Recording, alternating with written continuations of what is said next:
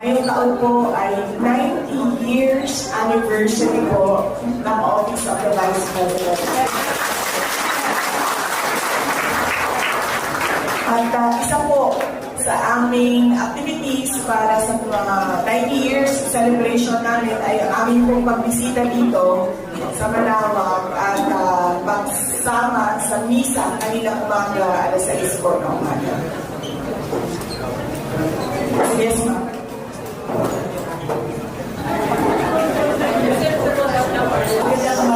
Ang ganda niyo po, in person. Ano po yung hiniling niyo sa Diyos pa yung pagsisimba ninyo tungkol sa about your personal life at saka sa country po dahil sa nangyayari niyo?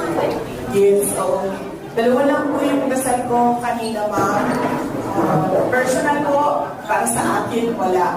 Humiling lang po ako na magandang kalusugan para kay dating Pangulong Rodrigo Duterte para malampasan niya yung kaso doon sa detention unit at sa ICC at dinasal ko din po na sana siya ay mabigyan ng interim release o kundi man total freedom mula sa kaso.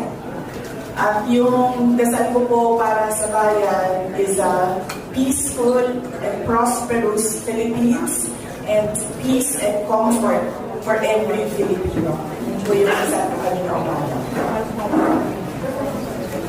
Tungkol po sa nalalaman po natin na napakalaking nangyayari about sa control about corruption.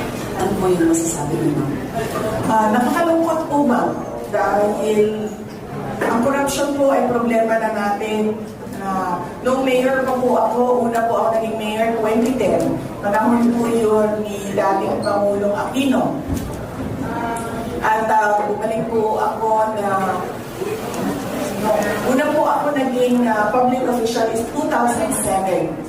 Panahon po yun ni dating Pangulong Arroyo. Tapos naabutan ko po si dating Pangulong Aquino, President Duterte, ngayon po President Marcos.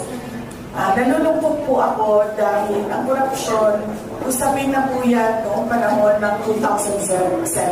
Reklamo na po natin yan mga Pilipino noong 2007. Ang ini-expect po sana natin sa administrasyon ni Pangulong Marcos noong siya ay maupo bilang presidente ay mabawasan yung corruption.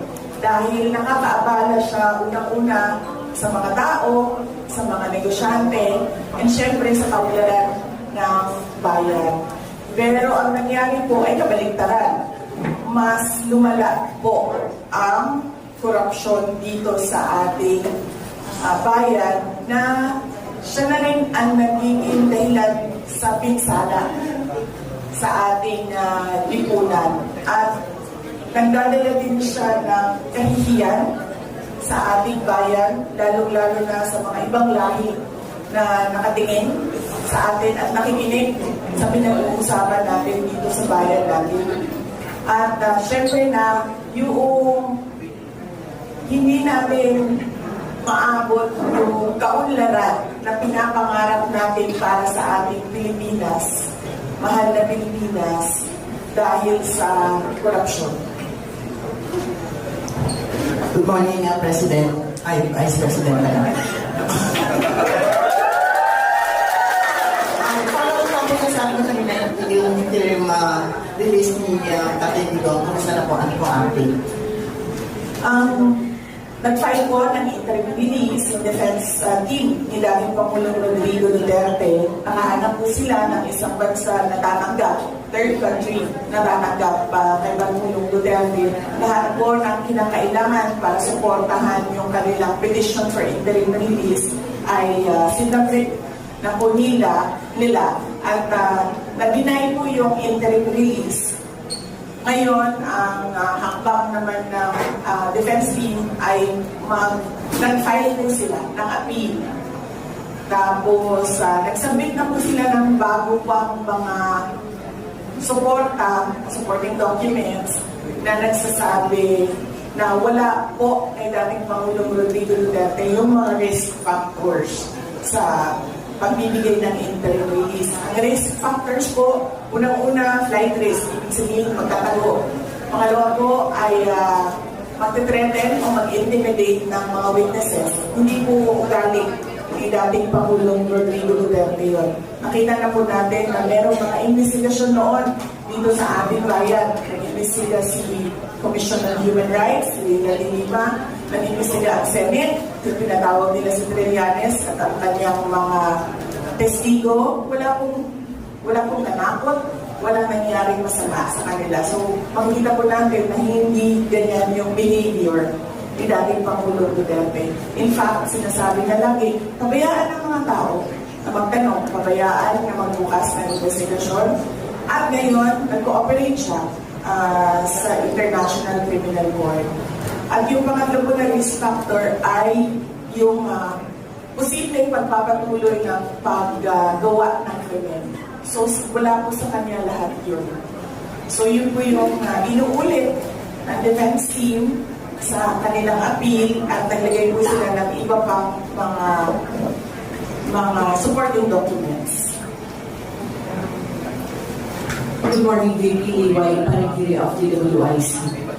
Reaction niyo po una, pilit na shift yung investigation dinadala sa flood control projects daw sa Davao. Plus, second, ano po ba yung mga sistema ipinatupad at pinapatupad ng pamunaan ng mga Duterte at puro walang negative reaction from your constituents sa Davao with regards to flood control and infra projects dun sa inyo? Una-una po ma'am, hindi na kami nagugulat na pilit na ininidikit yung flood control corruption kay dating Pangulong Rodrigo Duterte at kay Senator Bongo. Kasi sinasabi ko nga noon pa na unang-una, yung nangyayari ngayon, hindi na po ito usapin ng 2025 budget. Dahil ang 2025 budget ay ninakaw na, wala na yun. Ang usapin po ngayon ay yung 2026 budget, 2027 budget, at 2028 budget, at yung mangyayaring eleksyon sa 2028. So kung i-tagpay natin yun, yung ginagawa nilang pag-atake sa kay dating Pangulong Rodrigo Duterte at kay Senator Bongo, gusto lang din nun na matamaan yung ako. Dahil paniwala nila at siguro pakiramdam nila, isa ako sa mga kandidato ng pagkapangulo sa 2028. Negative reaction po ng mga tiga Davao, ang tanong niyo po, wala silang negative reaction. Opo. Wala silang negative reaction dahil sa Davao po, transparent po yung pag-i-implement ng projects. Yung mayor po, nagsasabi siya na ito yung plano natin para sa isang taon. Tapos after 1 year, nagsa-state of the city address siya at sinasabi niya rin, ito yung mga hindi nasunod, ito yung mga nasunod na plano, at ito yung mga hindi nagawa at bakit hindi sila nagawa.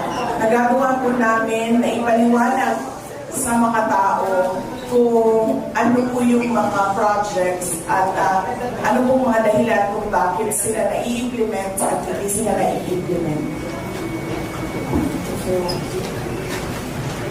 Good morning po, Madam Vice President. Sa latest Pulse Asia survey, 69% or roughly 7 out of 10 Filipinos ay dissatisfied or critical of the government's anti-grammar corruption campaign. Napalagay po ninyo, ano ang inyong view? Ano po ninyo? Bakit kaya? Dahil po kasi unang-una, mabagal yung action ng Office of the President sa corruption. Puro lang po salita ang ginagamit. Kung nakikita po ninyo, noong 2024, nagsabi na po ako na may problema sa budget dahil ang budget ay hinahawakan ng 2 tao lang. At totoo po po yun. Wala na pong nangyayaring bycam. Dahil pinag-uusapan na lang yun at pinag-hati-hatian. Pero, wala siyang ginawa. Wala man lang siyang sinabi, wala siyang komento. Tapos, nagkaroon ng SONA na palagay ko gusto nilang magpapogi pa sa taong bayan, sa nakikita at sa reklamo ng taong bayan.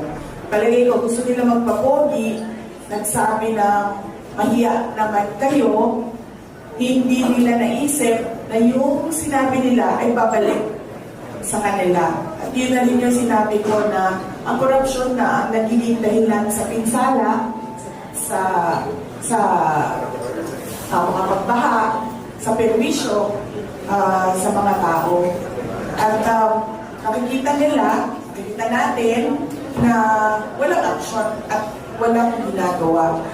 Meron ng investigasyon, pero palagay ko,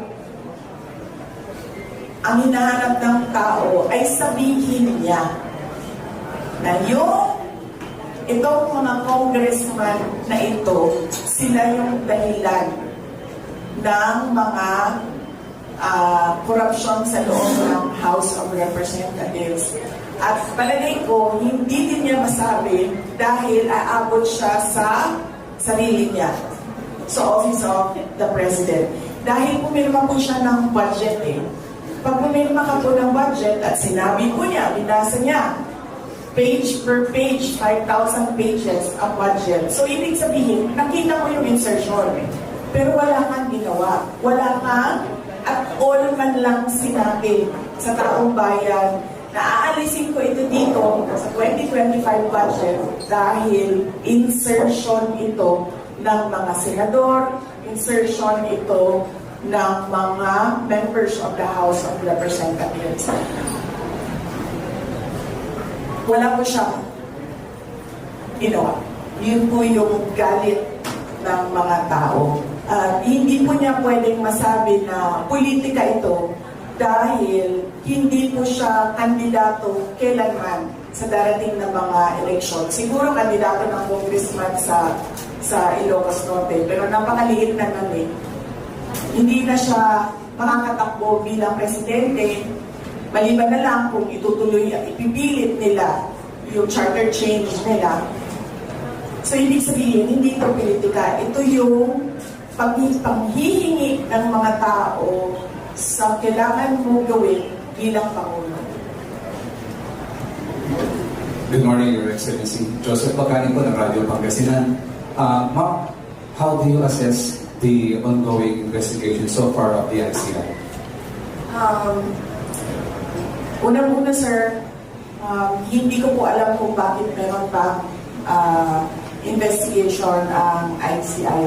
Kasi napakadali naman nun Ilan po ang confidential, ilang bilyon ang confidential funds ng Office of the President. Sila lang sa loob ng kanilang opisina magagawa nila na mag-case build-up gamit ang resources ng Office of the President. At i-file nila yun, diretso, sa ombudsman o kung saan man na korte. Pero bakit kailangan pa niyang magbukas ng ICI, ng komisyon? Bakit kailangan pa niya magbukas ng komisyon? Paniwala ko, at sa basa ko, sa tingin ko, sa ginagawa niya, gusto niya magbukas ng ICI, tapos, syempre, dahil hindi naman natin alam ang usap-usapan doon sa ICI, in fact, meron na nga umalis doon sa ICI dahil ang pakiramdam niya ay kinokontrol yung investigasyon. Nagbukas sila ng ICI para kung ano man yung investigation report ng ICI, yun na yung official na kwento ng nangyaring korupsyon. At yun ang i-feed nila sa mga tao at sasabihin nila na ito yung kwento at ito yung mga kailangan natin gawin, mga responsible. That way, ikaw na mamamayan, hindi mo na ma-dispute, hindi mo na ma-contra yung results dahil sasabihin niya, hindi, legitimate yan. Nagawa ako ng komisyon, nag-imbestiga ang komisyon, merong lumabas na commission report. So paniwala ko, nililegitimize nila yung kwento na gusto nilang lumabas. Last question. Good morning po, ma'am. Bansang taraw po ng Energy Firm Dagupan. Nabanggit na din ng kanina ombudsman, ma'am, at naman tayo may bago tayong ombudsman, pinag-uusapan tungkol sa salin, any comments, ma'am? Opo, sa usaping salin naman po, hindi ko po alam kung bakit meron silang orders na ano ba yun, pwede nang kunin ang salin. Dati pa naman po pwede kunin ang salin eh. Matter of hihingi ka sa ombudsman, magsusulat ka, mahingi ng salin ng tao na yan. At bakit ko nasabi na dati pa yan? Dahil dati pa lumalabas ang salin ko sa PCIJ, sa Philippine Center for Investigative Journalism. At hindi lang sa kanila ha, sa iba pang mga media outfit, lumalabas yung salin ko. In fact, si Trillanes nga, may kopya nga ng salin ko. So, hindi ko alam kung ano yung show nila, kung bakit kailangan pa nilang sabihin ngayon, pwede nang kunin ng salin. Tagal na po pwede kunin yan. Pinag-aaralan ko po kung bakit gumawa pa sila ng ganitong kwento na pwede nang kunin ng salin. At sigurado ako meron na naman yung dahilan, may motibo. Okay, that's it, ma'am, for the questions. Yay! Salamat, nakain na tayo.